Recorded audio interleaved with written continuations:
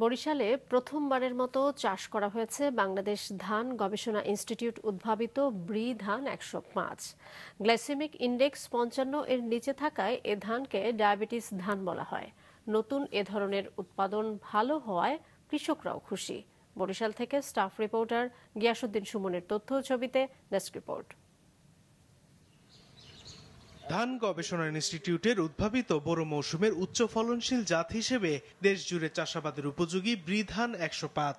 এ ধানের চাষাবাদ পদ্ধতি অন্যান্য উপসি বোরো জাতের মতোই। এ ধানে গ্লাইসেমিক ইন্ডেক্স কম বা লো জিআই রাইস হওয়ায় এটি ডায়াবেটিস রোগীদের জন্য নিরাপদ।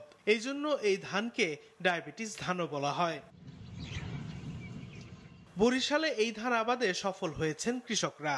ডায়াবেটিস ধান আবাদে প্রতি বিঘায় ২৬ থেকে ২৭ মণ পর্যন্ত ফলন পাওয়া যায়। এছাড়া রোগবালাই ও পোকার আক্রমণ কম হওয়ায় উৎপাদন খরচও কম। তাই ব্রি ধান ১০৫ আবাদে কৃষকের আগ্রহ বাড়ছে।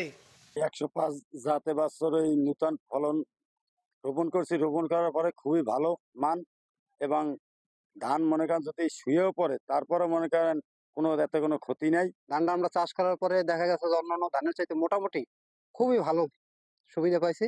এই ধানটা ফলন ভালো, গোড়ায় পানি জমলেও সমস্যা হয় না। বাংলাদেশ ধান গবেষণা কিছু ধান আমাদের দিয়েছে, তা আমরা জমিতে রোপণ করে অনেক লাভবান। সম্ভাবনাময় এই জাত দক্ষিণাঞ্চল সহ সারা দেশে উৎপাদন হলে ডায়াবেটিস রোগীরা উপকৃত হবেন বলে জানান এই কর্মকর্তা। এর যে বিশেষ গুণ আছে, যেটা গ্লাইসেমিক ইন্ডেক্স বলে, যেটা হচ্ছে খুবই লো, ডায়াবেটিক্স রোগীদের জন্য এটা খুবই ভাত খাওয়ার একটা সুযোগ তৈরি করে দিয়েছে বাংলাদেশ ধান গবেষণা ইনস্টিটিউট। বাংলাদেশ ধান গবেষণা ইনস্টিটিউট প্রকল্পটি চালু আছে। এই প্রকল্পের আওতায় আমরা বরিশালের বিভিন্ন অঞ্চলে এই ধানটা ছড়াই দেওয়ার চেষ্টা করছি।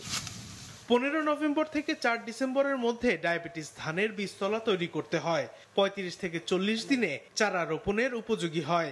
২৮ এপ্রিল থেকে ৮ মে ডায়াবেটিস ধান কাটার উপযুক্ত সময়। ১ বছর আগে ডায়াবেটিস ধান উদ্ভাবন করে ধান গবেষণা ইনস্টিটিউট। মাছরাঙা, নিউজ ডেস্ক।